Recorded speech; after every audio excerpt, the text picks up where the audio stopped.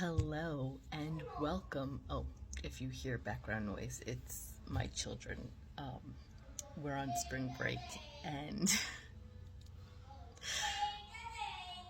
Jayla is saying they're going to save the day. Hello and welcome to the Mama Moodcast. From Chaos to Country. This is episode 8. And you know what? I love that my daughter is yelling save the day, because if a lot of you know my story with my kids, my daughter was actually given an assessment. She's so cute. She was given an assessment of nonverbal. Do you hear that?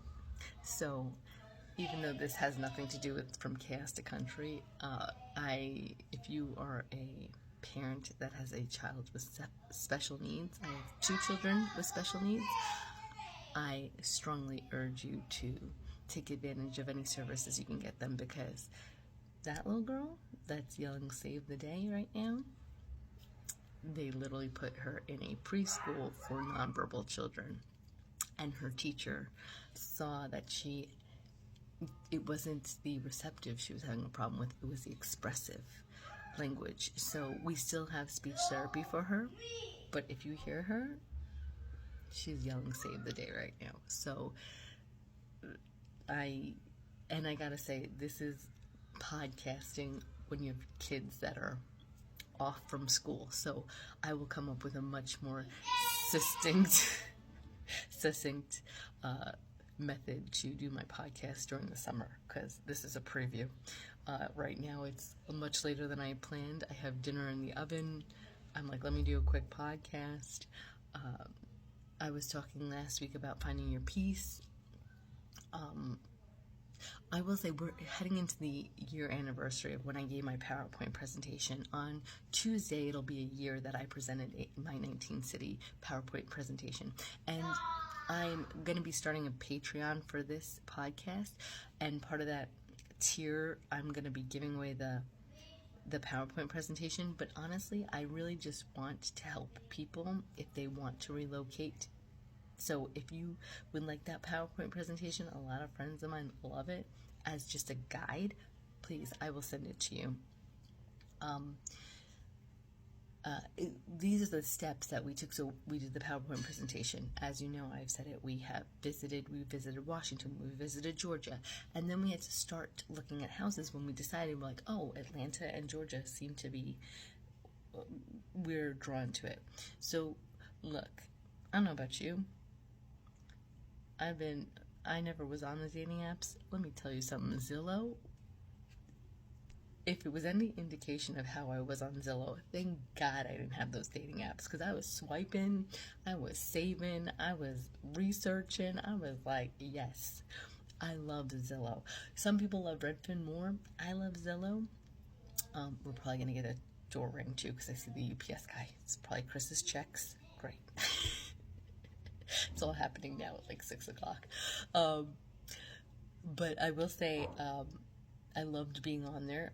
We had a fantastic realtor. Her name was Carissa Morgan, and she was phenomenal. I got in touch with her because here's the thing. When you need a plan to happen, I'm a big fan of putting it out there.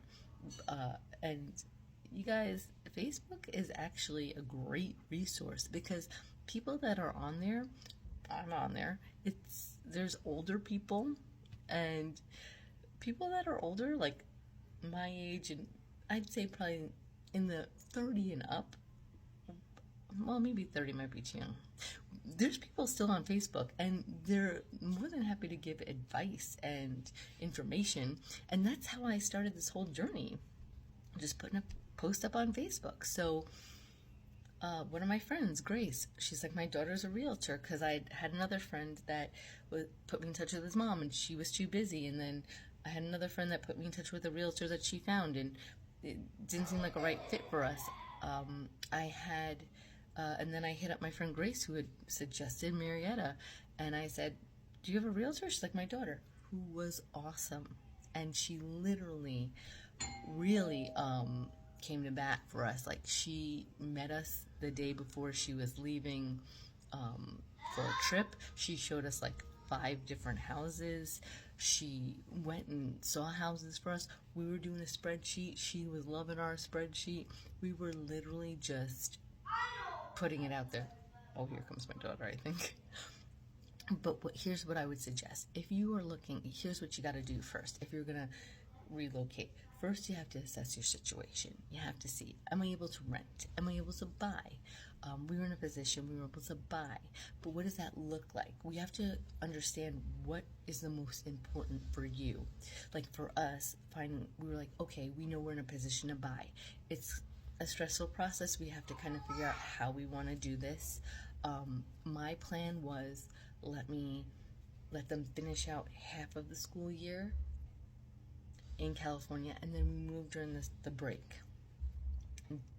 LAUSD gives like a 3-week break, so I thought it was great timing.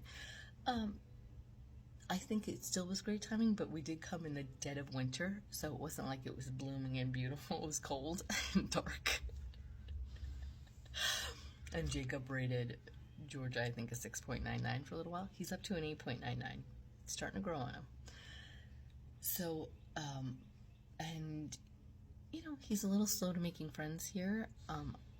I think he will make friends here. We've already gotten invited to our first birthday party. Yay. I'm kind of going off track, but it depends on your circumstances. For me, when I moved from New York to LA, I didn't have to worry about anything except getting a job and finding a place to live. I was lucky enough I had my sister to crash on her couch, got a job the next day, was out at gigs the next day, like literally, I was 26, yeah, and no kids, nothing holding me down, just my hopes and dreams.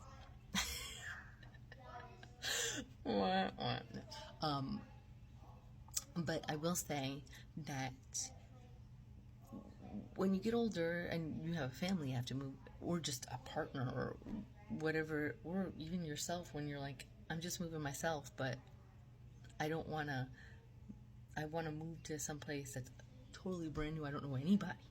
That's a whole different ballgame.